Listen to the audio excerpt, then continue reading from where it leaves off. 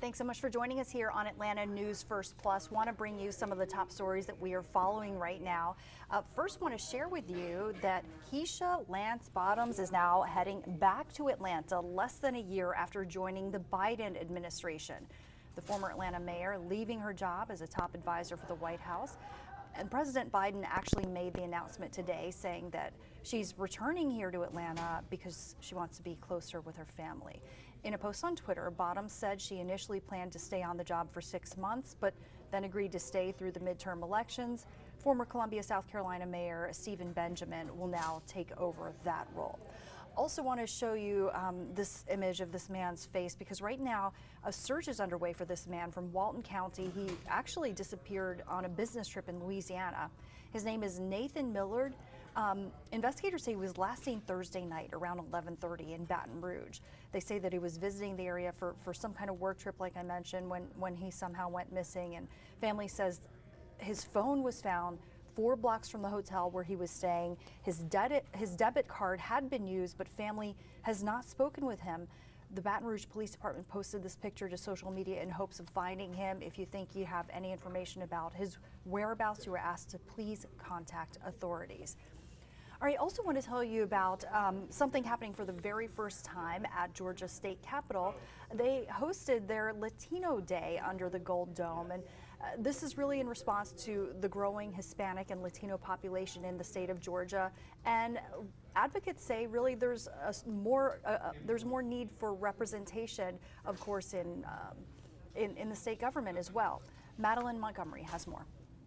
It's amazing and it's overdue. A celebration of diversity under the Gold Dome. We are part of Georgia. We are here to stay, and we're such a vital community to the economy, to bringing about diversity. Today is the first Latino Day at the Georgia Capitol, and folks here say it's about time. Georgia is such a diverse place. It is only increasing in its diversity as the years go by, and we want everyone to know that this is their capital. No matter where you came from, this capital represents you, your values, your perspectives, and we want to hear directly from you. According to the 2020 census, over 1 million Georgians are Hispanic, 10% of the state's population. That's why these groups came together to celebrate the representation we're seeing this legislative session. The legislators in the Capitol should be a reflection of the people of Georgia, and we are trending more in that direction. I think we do have some more work to do, but I'm so proud of the strides we've made. The 2023 legislative body is the most diverse in the state's history, with 83 non-white members out of a total of 236.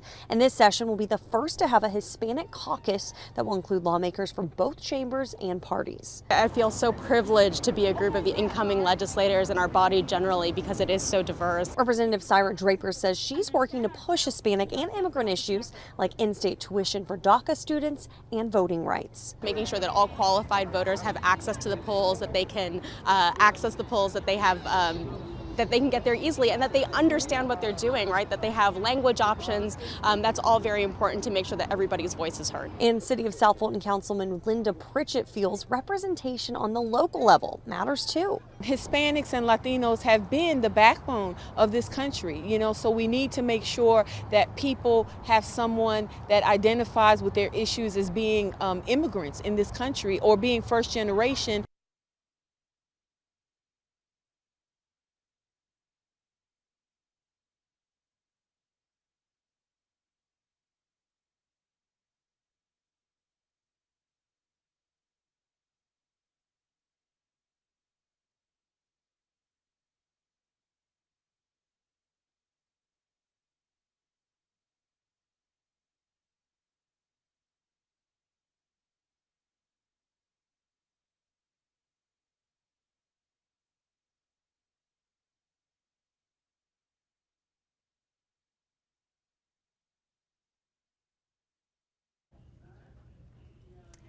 And also want to let you know that we are following just kind of the status of former President Jimmy Carter and just kind of keeping track of his health. A close relative to Mr. Carter says that they're remaining by his side as he receives hospice care. The 98-year-old is still at his home with his kids and his grandkids. His niece, Leanne Smith, says that he's talking, he's eating.